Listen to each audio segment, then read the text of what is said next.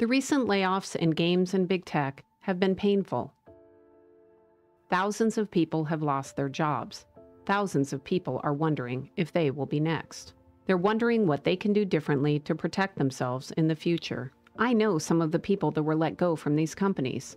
Some of them were rock stars, people that I would hire again in a heartbeat. There is no foolproof way to avoid getting caught in a layoff. That said, regardless of your role in the company, there are 3 things you can do to make sure you have a chair when the music stops. You can move teams, you can network, and you can manage your ratio. Management doesn't like making layoff decisions, and they don't want to get sued. I want to say, up front, that I take full responsibility for this decision. If they can let an entire product team or a product group go, they will do so.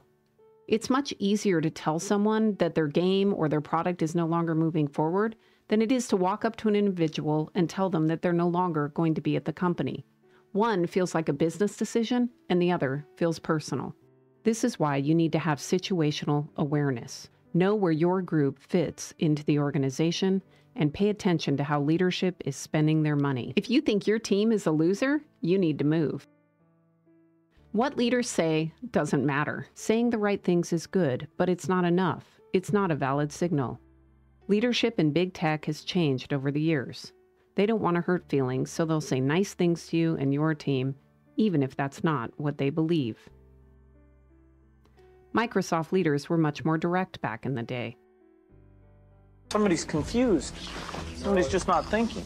No, you don't understand. You guys never understood. You never understood the first thing about this. Well, I'm done. I prefer leadership that tells the truth, even when it's difficult. But that's not where we are today. You can't trust what people say. You can only trust what they do. At Facebook, I remember management talking glowingly about Portal, a product that they were working on. So Portal Go is going to be an exciting addition to the Portal lineup. One day, I'm having lunch with some key leaders, and they're joking about Portal. One even called it the new Juicero. What is this? It's a Juicero. I noted it because I didn't think it had a market either. And I was really happy to find out that I wasn't the only one who felt that way. However, I didn't take these comments very seriously. Leadership at this level is highly competitive and jockeying for position. It's not unusual to hear some negative comments about other teams. What leaders are saying is notable, but actions matter more. Profitability can also be a signal, but it's not enough. Think about Xbox. It wasn't profitable when I worked on it. But it was strategic. Microsoft wanted to own the living room, and so we were funded. The signal you have to pay attention to is where the money and people are going. Who is hiring in the company? Tech companies have a yearly budgeting exercise. Typically, the managers pull together their money and headcount requests and roll these up to the next manager in the hierarchy. Eventually, leadership at the highest level decides what the pie is and how it's sliced.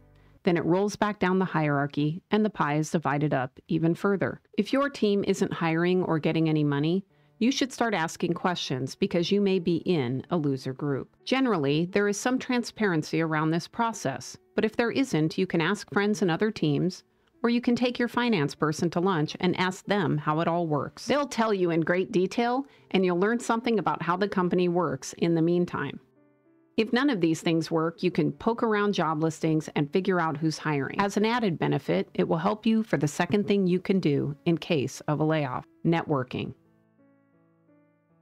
You should spend some time every month talking to people who don't work at your company or in your organization. If you start hearing there is a hiring freeze or you can see stock cratering, you need to increase networking to daily or weekly. Good leaders will encourage you to network. Good leaders want you to be invested in their team, and if you aren't, it's better if you leave on your own. If you poke around but then end up staying with your current team, you will be even more invested. Knowing that the grass isn't greener on the other side of the fence can help restore your commitment. Happy, committed employees do better work. Networking regularly will help you form relationships that will last your entire career. If I have a role that matches a previous rock star's talent, then I'm going to get them an interview. I'm not a patronage culture, so they're not going to get hired just because they know me. I want my teams to conduct the interview process and figure out if it makes sense. It's really hard to network and talk to other teams when you're happy. I totally get it. This is something I struggled with my entire career. I just want to make great things with awesome people. So the idea of looking around for another job when I'm happy is not something I like to do. That said, networking is the right thing to do. It gives you options. You'll learn new things and you will become a better communicator. Which brings us to the third thing. Make sure you keep your grief to talent ratio low. The grief to talent ratio is very similar to a cost-benefit analysis. Let me explain. If the company can't cut an entire team during the layoff, their next move will be to cut by position and then by person. For example, they might decide they only need 5 recruiters in the group, not 10. Now it becomes personal. They have to pick the 5 that will stay, and this is where the grief to talent ratio becomes important.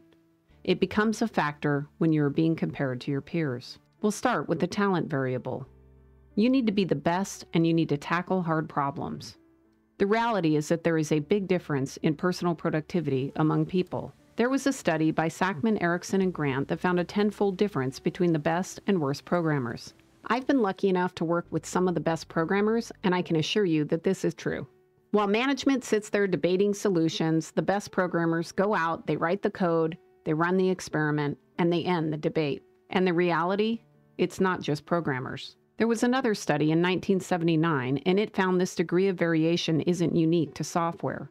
Norm Augustine found that in a variety of professions, writing, football, invention, police work, and other occupations, the top 20% of people produced about 50% of the output. My first production role was shipping Microsoft's Internet Gaming Zone. This included 6 card and board games and the entire online service.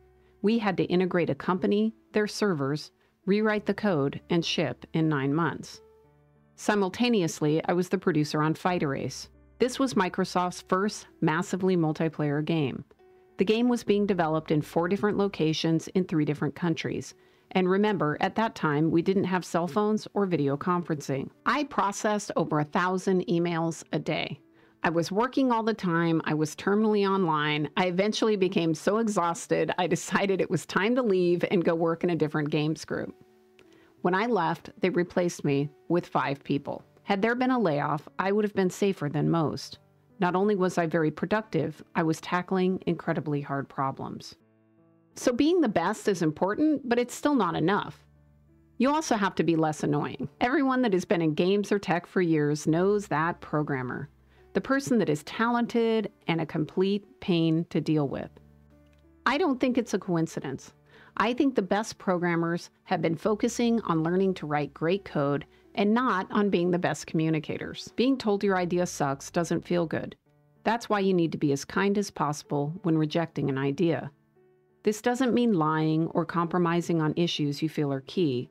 It means you need to choose important things to argue about and then push on those things in the most effective way that you can. You need to pick your battles. If you're going to be considered annoying, make sure it's important. Some of you probably remember this. Xbox One at E3 in 2013 wasn't running on the dev kits or the final hardware. Sadly, this was not the first time an executive at Xbox had this idea.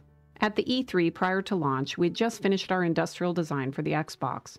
We had some of the units and we wanted to show them off. They were just plastic mock-ups, they had no parts in them. The games would still be running on a PC at E3. This was when one of our leaders decided the best thing to do was put the plastic boxes on top of the counters and hide the PCs in the cabinets below. Essentially, pretend that the games were running on final hardware. Many of the leaders in Xbox had never shipped games. Many had never attended E3, so they thought this would be fine, that no one would notice. I patiently explained why this was a bad idea. Games are notoriously unstable at E3, and we would be rebooting constantly. That would mean opening the cabinets and then everyone would see our deception. It would create distrust. I failed in persuading this leader. Eventually, I had to take a personal hit to my ratio, and I persuaded his boss to stop the lunacy. This was definitely annoying to this leader, and it impacted my ratio. It might have even cost me my job, but that's another story. Avoiding trivial things will also help your ratio. Getting noticed because you spent an entire day complaining about the lack of almond milk in the refrigerator is a bad idea. I wish this were a joke, but it happened at Facebook Seattle. My game team was placed in the Facebook Seattle building, and they found this moment hilarious. You see, most game companies have some perks, but nothing like what Facebook Seattle had. The entitlement over the lack of almond milk was ridiculous. I guarantee you that management noted the ringleaders of those conversations and factored them in to the grief part of the ratio. The other benefit of avoiding trivial things is that when you do weigh in, people are going to listen to you because they know you're bringing a real issue to the table. Your personal opinions and thoughts on the product or the team are going to have more value. Oh, and don't publicly argue with your boss. Even if you're right, it won't go over well. Don't be the person seen enjoying every perk. I'm always amused when I see people posting about the perks at these tech companies. The truth is that the best people at these companies never use them. They don't have time. Aside from the food and the exercise facilities, these extras go unused by top performers. They don't want to use them. The best engineers love what they do. They love it so much that they forget to eat or take breaks. They have passion and they want to win. There's no time for taking classes on climbing or learning a new instrument in the office. They get it done and they go home to their families. Ultimately, you can't control what your leader does or thinks. You can only control yourself, your actions. Taking these actions has value even if there is no impending layoff. Working on hard things means you'll learn more. Networking will help you become a better communicator and give you visibility into your industry and expose you to leaders that you may want to follow in the future. Letting the little things go will not only let you be heard on important issues, it will also lower your ratio and reduce your stress. Take action, do everything you can, and then if you do end up in a layoff, you will be way ahead of your peers as you step back into the interviewing arena.